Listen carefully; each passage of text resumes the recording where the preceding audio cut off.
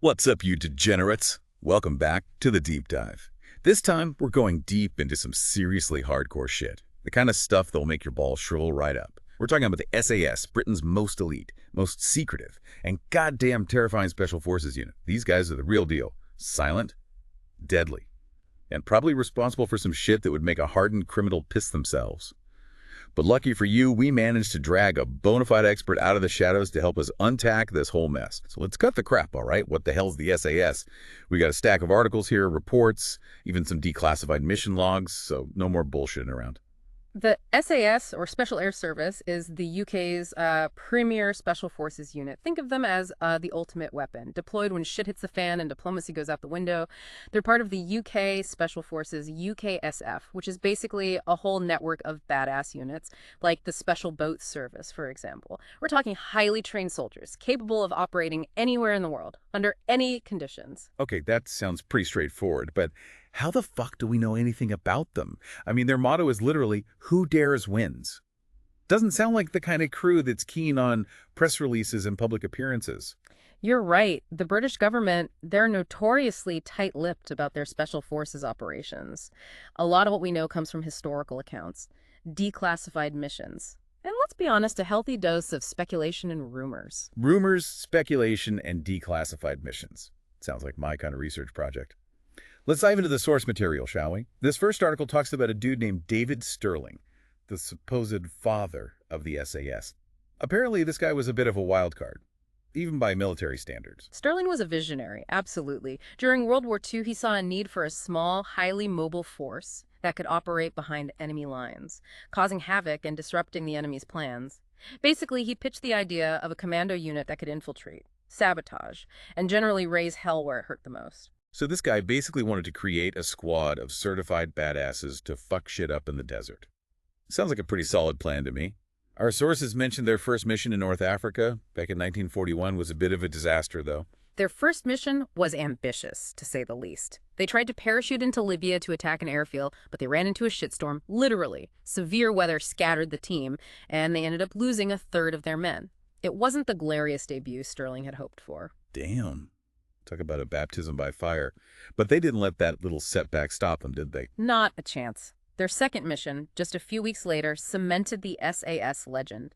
They infiltrated 3 airfields in Libya and destroyed a staggering 60 enemy aircraft, all without a single SAS casualty. 60 aircraft. Holy shit, those are some serious bragging rights. No wonder the Axis powers were shitting bricks. I bet Hitler wasn't too pleased about this whole SAS situation. You're right about that. Hitler was so pissed off about the SAS raids that he issued the infamous Commando Order, which basically stated that any captured SAS operatives were to be executed on sight, no questions asked. Can you imagine the balls on these guys? Knowing that capture meant certain death, they were basically operating with a giant target on their backs, Yeah. facing impossible odds, and still managing to pull off some of the most daring raids in history. It takes a special kind of person to volunteer for that kind of mission, knowing the stakes. That level of courage and commitment is at the core of the SAS ethos. And the crazy thing is, the SAS didn't just fade away after the war like some one-hit wonder.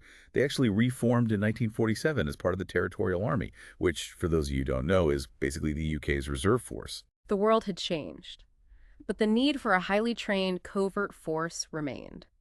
From fighting communist insurgents in Malaya to tackling guerrilla warfare in Oman, the SAS adapted and evolved, constantly honing their skills and developing new tactics to meet the challenges of a rapidly changing world.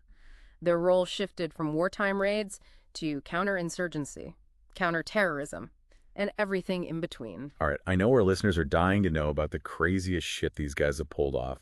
We're talking missions that would make James Bond look like a mall cop. Well, you can't talk about the SAS without mentioning the Iranian embassy siege in 1980. That was the mission that put them on the map. Broadcasted live on television for the whole world to see. They stormed the embassy, rescued the hostages, and neutralized the terrorists in a matter of minutes. It was a textbook example of precision, speed, and overwhelming force. Yeah, I remember seeing that footage. It was like watching a scene straight out of an action movie, except it was real. During the Soviet-Afghan War, they were covertly training Afghan mujahideen, teaching them how to fight the Soviets. They were operating in the shadows, far from the public eye, but their impact on the conflict was significant. And in the Gulf War, they were instrumental in disrupting Saddam Hussein's army. conducting reconnaissance missions deep behind enemy lines and guiding coalition airstrikes. Jesus, these guys have been everywhere and done everything. So how the hell are these ghost warriors organized? Our sources mentioned something about 3 SAS regiments, but I'm still trying to figure out how this whole thing works. It's a bit like a pyramid, with 22 SAS, the regular regiment, at the top. Then you have 21 and 23 SAS, which are reserve units, ready to be called up when the shit really hits the fan. Each regiment is divided into squadrons, which are further divided into troops. So we've got squadrons and troops, but wait, there's more, right? This report mentioned something about specialized troops within each squadron. Boat troop, air troop, mobility troop, and mountain troop. Seriously, could they have come up with any cooler-sounding names? Each troop specializes in a particular area of expertise, reflecting the diverse range of missions the SAS undertakes. The air troop specializes in high-altitude parachute operations, often halo jumping. That's high altitude, low opening, which basically means they jump from insane heights in free fall for most of the way down before opening their chutes. Talk about an adrenaline rush. Yeah, I'd probably shit myself before even getting on the plane. What about these other troops? Are they all equally as badass? The boat troop focuses on maritime operations, often working closely with the Special Boat Service, who are basically the SAS of the sea. They're experts in everything from underwater demolition to covert beach landings. The mobility troop specializes in desert warfare and operating vehicles. Think fast attack vehicles, motorcycles, and anything else that can get them in and out of hostile territory quickly. So they're like a cross between Mad Max and Lawrence of Arabia. Sign me up. And finally, you've got the mountain troop, who specialize in Arctic conditions and mountain warfare. These guys are experts in survival, climbing, and operating in some of the most extreme environments on the planet. Sounds like a real-life version of The Revenant. I can barely survive a weekend camping trip without whining about mosquitoes and bad coffee. But hold on. We've been talking about these elite units like they're mythical creatures. But how the fuck do you actually become one of these guys? Do they just put out an ad on Craigslist? Wanted. Badass motherfuckers with a death wish. Apply within. It's a bit more complicated than that. The SAS selection process is notoriously brutal, designed to weed out anyone who isn't mentally and physically prepared for the demands of the job. Brutal how? Give us the gory details. First of all, candidates typically come from other elite units like the Royal Marines or the Parachute Regiment. These are guys who are already tough as nails, but the SAS selection process pushes them to their absolute limits. We're talking about the cream of the crop here, right? The kind of guys who eat nails for breakfast and shit out razor blades. Think grueling physical tests, endurance marches in the Welsh mountains, navigation exercises where you're alone in the wilderness for days, jungle training in the sweltering heat.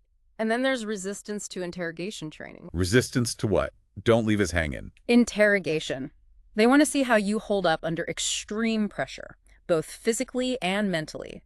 They push you to your absolute breaking point, simulating the kind of torture and psychological manipulation you might face if captured by the enemy. Jesus Christ, that sounds absolutely terrifying. I'd probably crack under pressure faster than a cheap beer can at a frat party. Most do. Only about 10% of candidates make it through the entire selection process.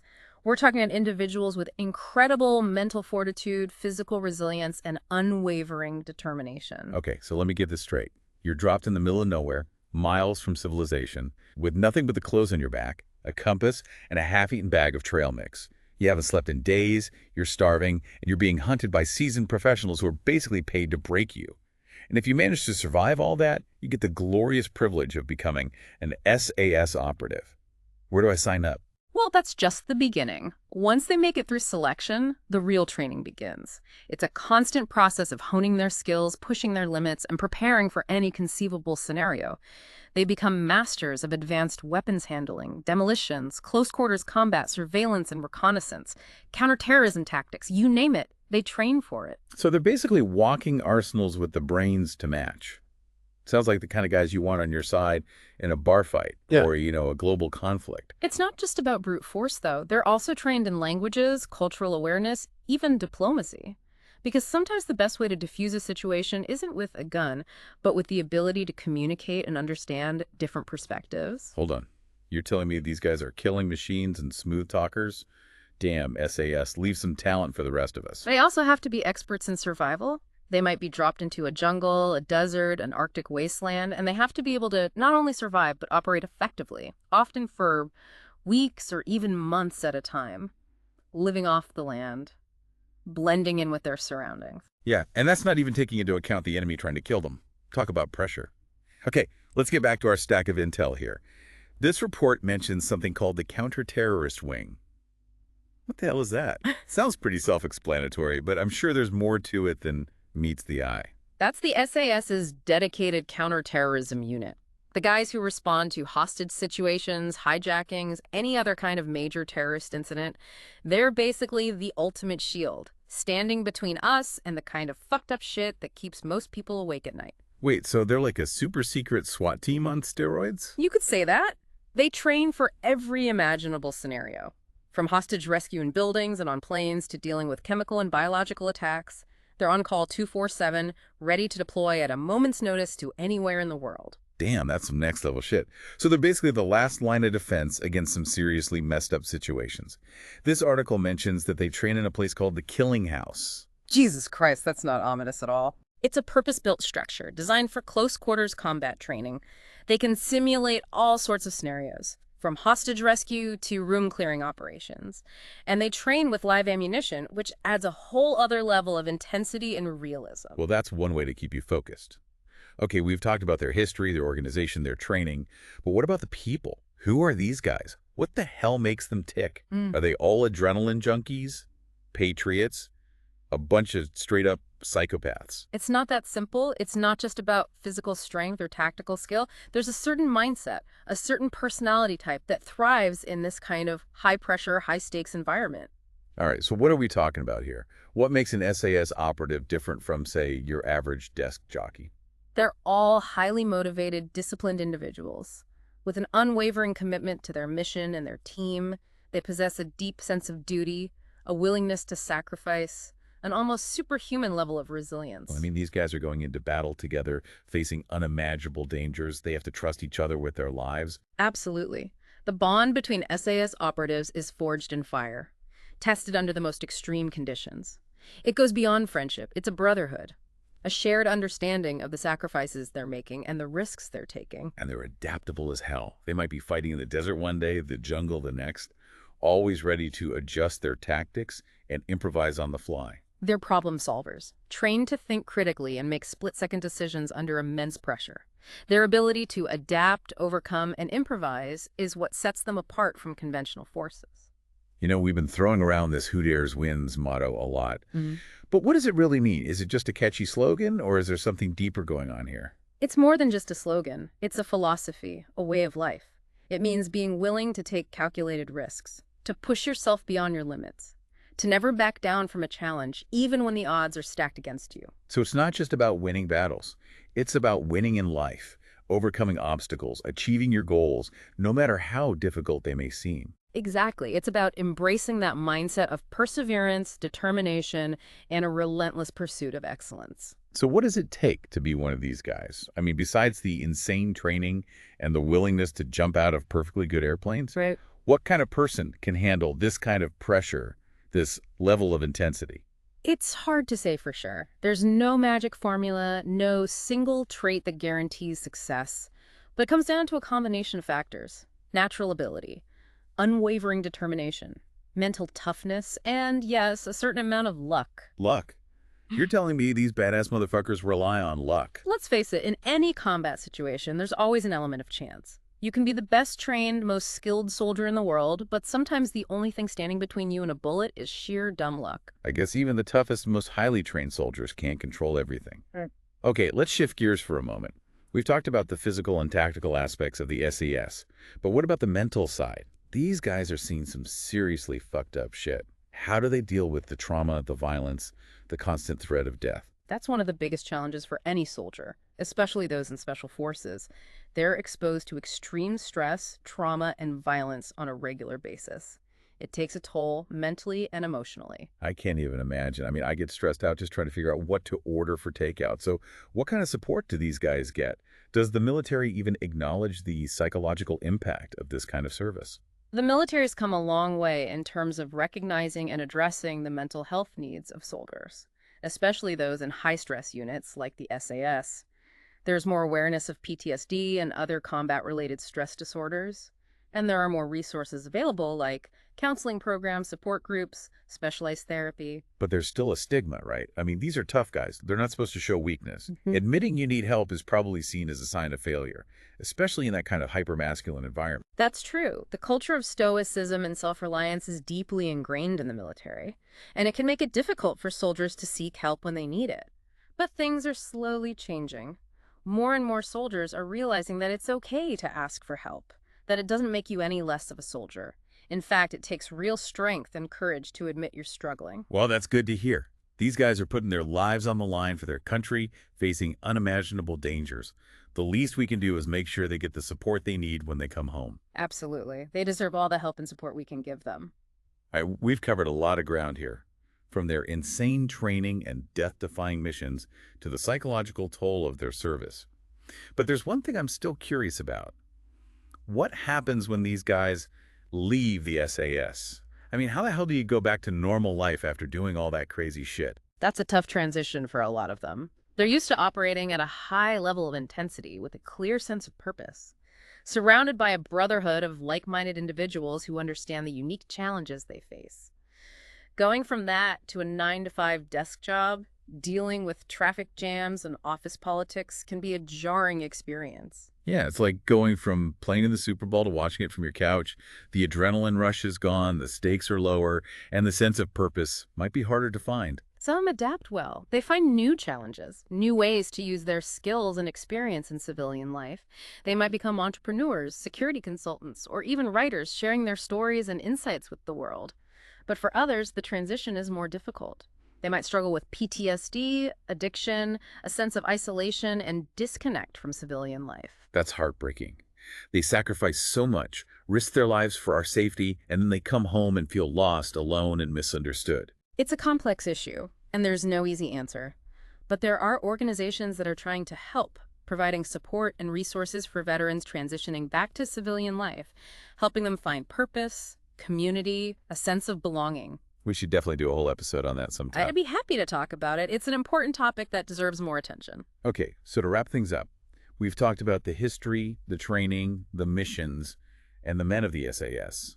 But what's the takeaway here? What can our listener learn from these guys, besides how to blow shit up and disappear into the shadows?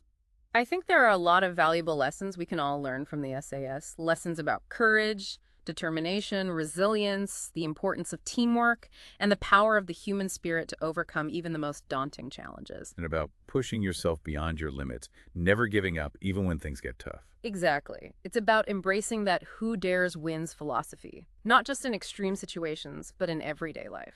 It's about having the courage to take risks, to step outside your comfort zone, to face your fears head on, and to never give up on your dreams, no matter how crazy they may seem. It's about tapping into that inner strength, that primal drive to overcome obstacles and achieve greatness. It's like that old saying, right?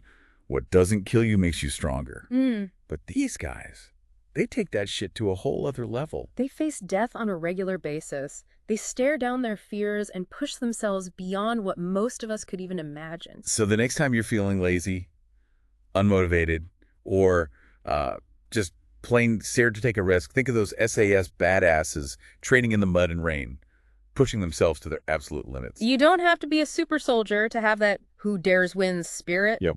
It's about finding that fire within yourself, Yeah. that drive to overcome obstacles and achieve your goals. It's about embracing that fuck it attitude, Yeah. that willingness to say, yeah, it's going to be hard, but I'm going to do it anyway. It's about recognizing that fear is a natural part of life, but it doesn't have to control you. So go out there and dare to win, you magnificent bastards. Embrace the chaos. Push your boundaries. And don't let anyone tell you what you're capable of. Because you might just surprise yourself. Damn right. Well, that's it for our deep dive into the world of the SAS. Big thanks to our expert for taking us behind the curtain of this secretive world. It was a pleasure to be here. And to you, our loyal listeners, thanks for joining us on this wild ride. Keep those questions coming, and we'll keep diving deep into the shit that matters. Until next time, stay curious, stay informed, and most importantly, stay badass. Peace out, motherfuckers.